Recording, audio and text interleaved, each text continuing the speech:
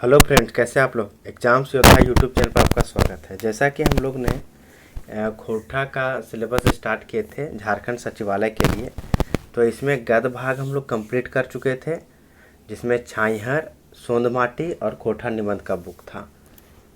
उसी प्रकार अगला जो भाग था पद भाग, तो पद भाग में हम लोग दामोदरे कोनाए और खोरठा काठेक पैदे खंडी, ये दोनों बुक कंप्लीट कर चुके हैं।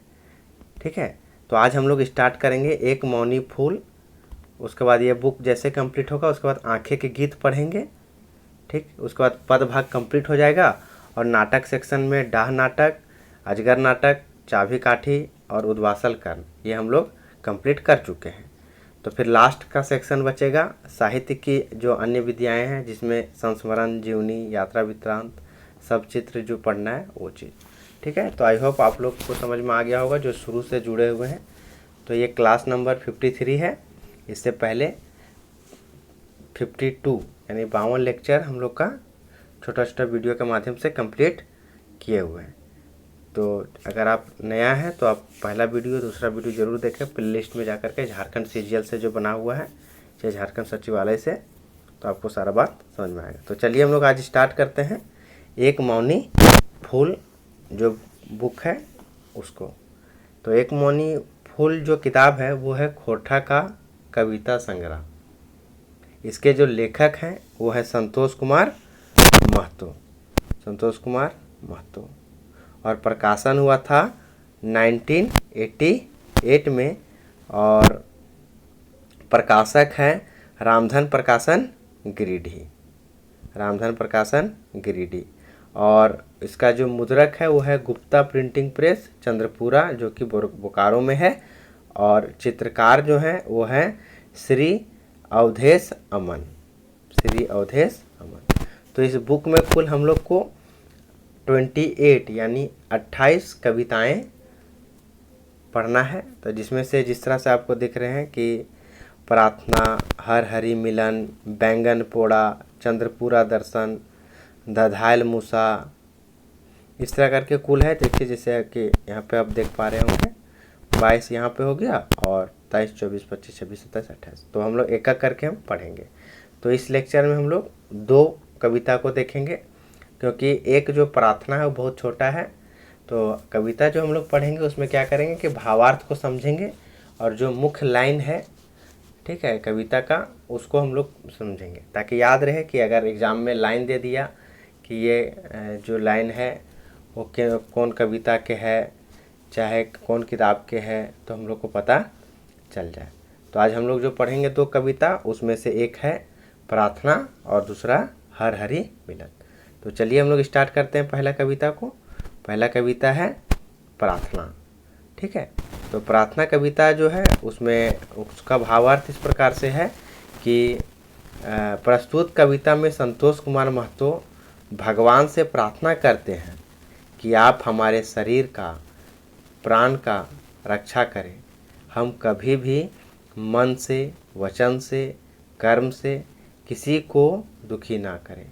भले ही रात दिन अपने कर्मों में व्यस्त रहें, किंतु अपने धर्म से भी लगाव रखें।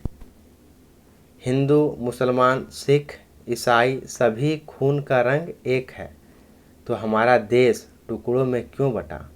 जब हम लोग इसी जगत के रहने वाले हैं तो क्यों ना हम लोग हंसी खुशी से समय को बिताएं।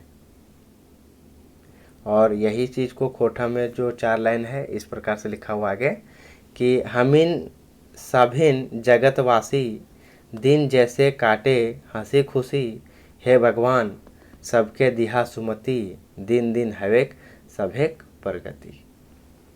इसलिए हे भगवान सबको ऐसी सुमति देना जिससे सभी लोग प्रत्येक दिन प्रगति कर सके। तो ये था छोटा सा कविता प्रार्थना का भावार्थ। ठीक है, नेक्स्ट कविता जो है वो है हर हरि मिलन। तो इसको, ये थोड़ा सा इंटरेस्टिंग भी है और अच्छा भी लगेगा, पढ़ के समझ के भी अच्छा लगेगा। तो हर जिसको बोला गया है वो है महादेव यानी हमारे शंकर जी, और हरि जो है वो है विष्णु भगवान।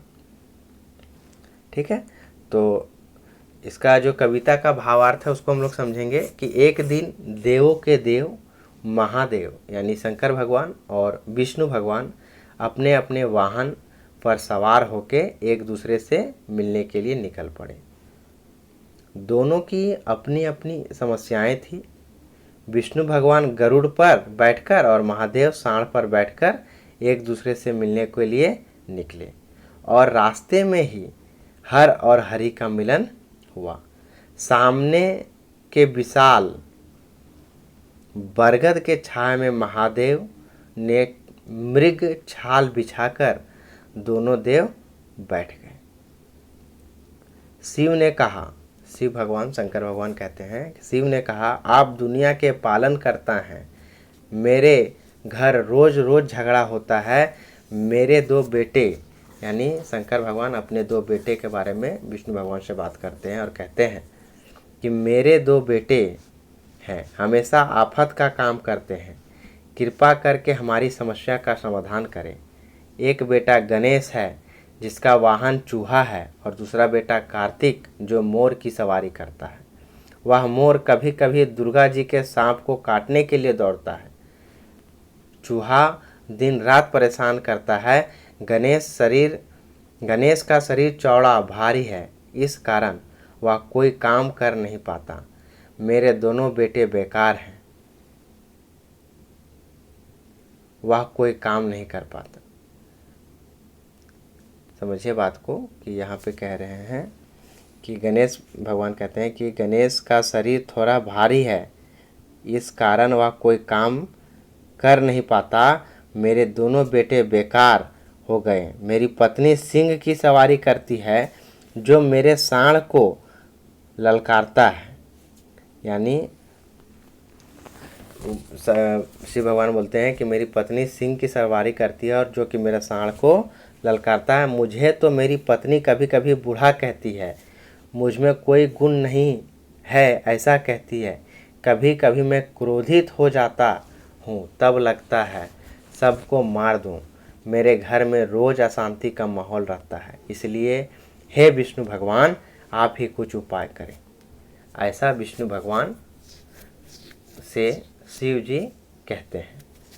आगे देखिए, विष्णु भगवान आप कहते हैं, विष्णु ने कहा, मेरी दो पत्नियां हैं, एक सरस्वती दूसरी लक्ष्मी। यानी विष्णु भगवान कहते हैं मेरी दो पत्नी हैं, एक सरस्वती माता एक लक्ष्मी माता। ठीक है। एक किसी के घर चली जाती है तो दूसरी एक बात कहने पर 5 सुनाती है। दिन रात अशांति के बीच रहता हूँ। प्रभु मेरा मन किया कि गुरुदेव ही कोई रास्ता बताएंगे, इसलिए हे महादेव समाधान बताएं। तो विष्णु भगवान उल्टा महादेव भगवान को अपनी समस्या सुनाते हैं और कहते हैं महादेव कोई समाधान बताएं। दोनों देव एक दूसरे के समस्या का समाधान करने में असफल साबित हुए। तब उन्होंने विचार किया और अंत में देखा कि संसार में कहीं भी शांति नहीं है, अशांति के बीच ही शांति है और शांति के बीच ही अशांति है। बाकी सारी बातें केवल और केवल मन का भ्रम है। इसलिए दोनों देव मिल करके नाचे गाए, आनंद मनाए और पुनः अपने अपने वाहन पर सवार होकर लौट गए। और 2 लाइन है कोठा का, इसको आप थोड़ा सा देखिए ध्यान से कि से देखे पहला संसारे केकरो नाय शांति, अशांतिक मांझेक शांति, मातर है के बुझेक भरनती। यानी से माने अंत में देखे पहला संसार केकरो नाय शांति, अशांतिक मांझेक मतलब बीच में शांति, मातर है के बुझेक भरती।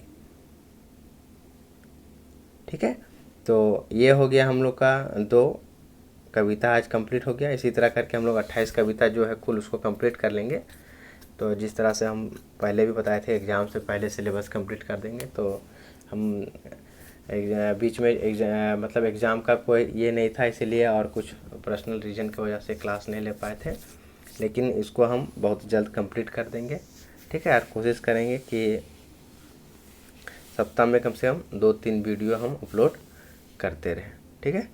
तो इसका जो PDF है तो अभी तो नहीं दे पाएंगे, जैसे कंप्लीट हो जाएगा तो अपना जो ग्रुप है टेलीग्राम का चैनल वाला ग्रुप जो है, ठीक है, एग्जाम्स योद्धा से जो बना हुआ है उसमें आप जुड़ करके वहाँ से डाउनलोड कर सकते हैं। और आप झारखंड के कोई भी परीक्षा का अगर तैयारी कर रहे हैं तो उसमें झारखंड का सिलेबस का क्वेश्चन ज़रूर पूछेगा। तो अगर आप तो उसके लिए वहाँ अपना चैनल पे क्विज चल रहा है तो उस क्विज को आप लगा सकते हैं। और जो क्विज़ है झारखंड का भी हो रहा है और JPSC का सिलेबस के मुताबिक हो रहा है। तो अगर आप JPSC के हैं तो आपके लिए बहुत अच्छा, और अगर आप कोई भी एग्ज़ाम का तैयारी कर रहे हैं झारखंड का तो उसमें आपके लिए मतलब एग्ज़ाम के लिए फ़ायदा करेगा, या एग्ज़ाम ओरिएंटेड क्वेश्चन है वहाँ पे, तो आप वहाँ पर जा करके देख सकते हैं। तो फिर thanks for watching this video. फिर मिलते हैं जल्द ही हम लोग नेक्स्ट लेक्चर में, ठीक है। तो बाय बाय ऑल।